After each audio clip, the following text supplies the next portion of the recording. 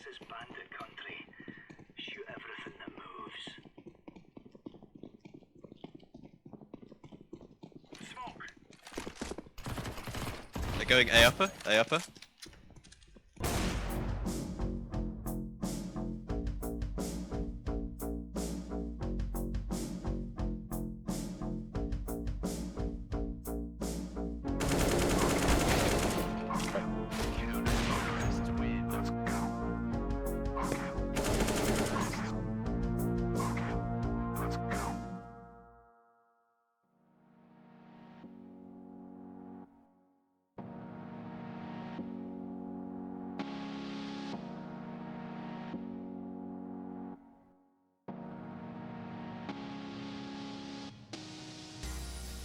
It's easy enough to sit around and wait for inspiration to hit like lightning, but I found the more efficient way to get things done is just to make a list and start going after things one by one.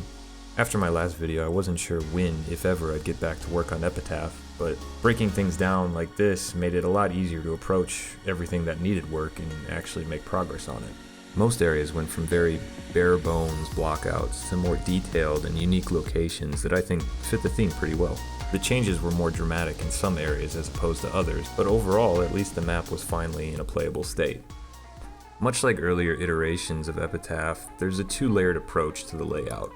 The underground primary layer where both bomb sites are located, and then an upper above-ground layer with a lot of connecting paths and other main routes. Starting with the CTs, their first path is an above-ground route that takes them along the cliff stairs to the area above B site. From here the path splits in a tower where CTs can go outside to the B upper area where they have the vent dropping directly down to the site, but also a nice angle on the whole upper mid area to watch for any Ts crossing to A main. The alternate route up here is the side hallway, which creates a flanking circle around the whole upper mid B vent area. I'm expecting Ts to use this to push B vent as well, so this will end up being likely a very major contact point. Moving on to the underground layer of the map, the CTs have two diverging paths as soon as they enter the underground from the cave, where they can go to either A or B site. A site is by far the more complex of the two by nature of it being a double layered site. CTs have an upper and lower approach where they can drop down from the upper and rotate back through the lower to flank any Ts who may be planting or in retake situations. From the A side, there's also a connector to the upper mid and B vent areas. This is the only real lower to upper connector that's under CT control, so it's also a pretty important path, at least I think it will be going into the playtest. Finally, the CT path to B is pretty straightforward. It's only two areas and a direct route to the site itself. CTs make it there in about 7 seconds, which allows them enough time to set up and get a defense going. The Ts definitely have more options coming out of the gate. As they move from their spawn, they go to a central staging area where they have 3 paths they can choose from. The first path on the left is an underground route that goes to a lower mid area.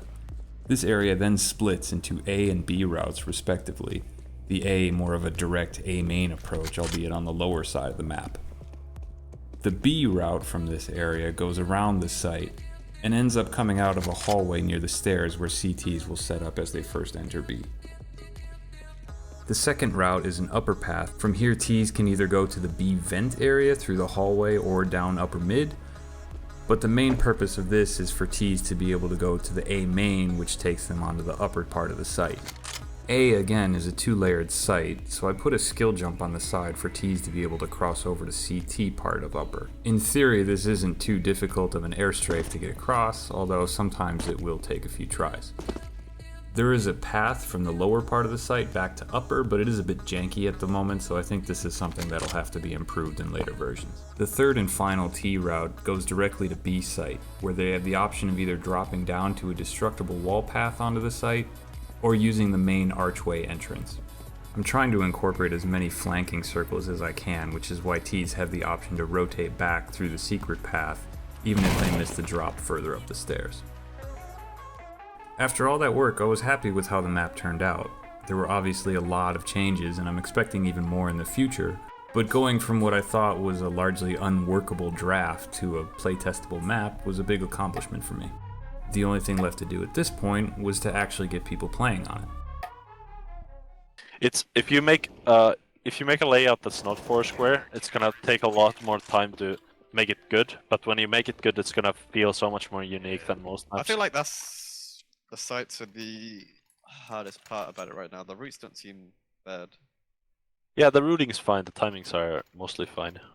Yeah, timing's fine, route's fine. I just think like cover placement and like Theming is also nice. site angles.